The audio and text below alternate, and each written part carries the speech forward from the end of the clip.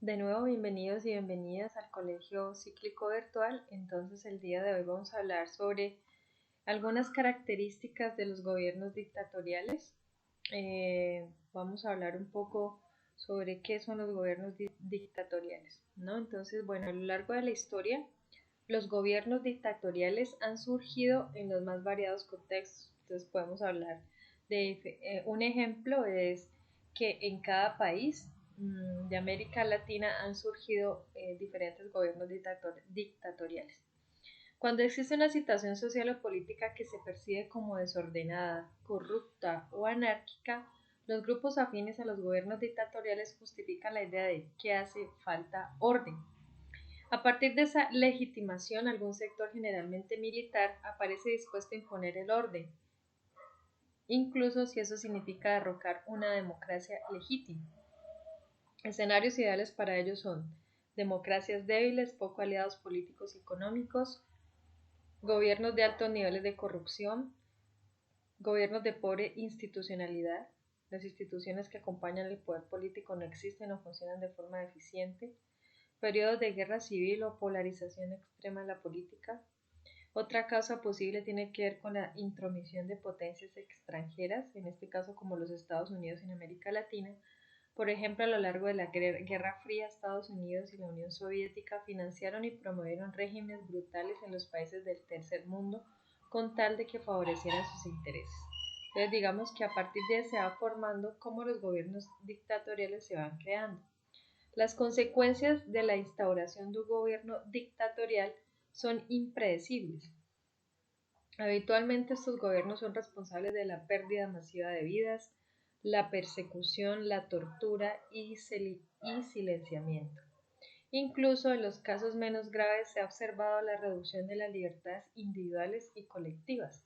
Además, al carecer de contralorías y contrapesos, suelen ser regímenes corruptos e injustos y así enriquecer el sector en el poder en detrimento del resto de la población. A su término, si los gobiernos dictatoriales dejan países más o menos ordenados, eso se debe a que el debate político se ve totalmente silenciado. Generalmente estos gobiernos dictatoriales, como lo dije anteriormente, tienen que ver con corrupción, con debilitamiento, donde no hay orden. Y entonces, ¿qué pasa? Los coge un golpe militar y empieza un gobierno dictatorial. Vamos a mirar algunas diferencias con el totalitarismo. La diferencia entre un gobierno dictatorial y un totalitario puede resultar muy, digamos, ambigua, ¿no? Ambas prácticas implican la pérdida de las libertades civiles por el gobierno de un sector político. En ambos casos, además, resulta difícil o imposible sacarlos del poder con facilidad. De hecho, muchos gobiernos dictatoriales son también totalitarios.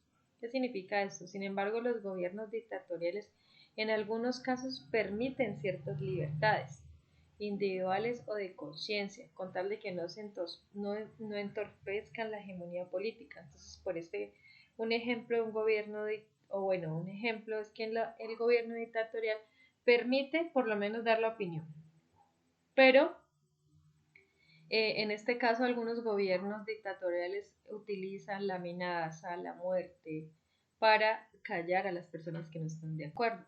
En el totalitarismo no se permite absolutamente nada. No hay nada de libertad de espacios individuales, ¿sí? Entonces, por eso habla de total, o sea, realmente no se tiene en cuenta la opinión de los demás y debe imponerse lo que el gobierno diga. Bueno, entonces hablando un poco sobre la situación de los gobiernos dictatoriales, de la situación que se vive o que se vivió en América Latina, me pareció importante traerles como un mensaje de cómo en América Latina, en la época de las dictaduras, el arte fue muy importante y hasta ahora lo podemos mirar en las movilizaciones que están viviendo Colombia, ¿sí? Que el arte es muy importante para expresar en canciones, en teatro, en muchos asuntos, cómo se siente el pueblo, ¿no? Entonces, yo coloqué que el impacto en las artes y la literatura son muy importantes Bajo un gobierno dictatorial, muchos artistas y escritores utilizan sus obras para militar poéticamente contra el régimen. Dan testimonio de los horrores vividos y silenciados por él, o exponen sus puntos débiles morales, éticos o civiles, y esta militancia poética a menudo les cuesta a los artistas la vida, la libertad o la sentencia al exilio. Yo voy a hablarles de una persona que me parece importante en la época de las dictaduras, ¿sí? Que fue un cantautor muy importante, que es Víctor Jara. Víctor Jara nació en Chile, es un cantautor chileno. Fue también director teatral, investigador de folclore y de los instrumentos indígenas, actor, dramaturgo, libretista, pero alcanzó la mayor trascendencia como compositor y cantante popular. Entonces, él escribió muchas canciones relacionadas a lo que el horror que se vivía en las dictaduras y su voz fue silenciada. Él fue torturado en Chile, ¿sí? Pero ahorita vamos a hablar de esa parte. Durante el periodo del gobierno Allende fue nombrado embajador cultural del gobierno, en cuyo cargo desarrolló una amplia labor hasta la fecha de su muerte.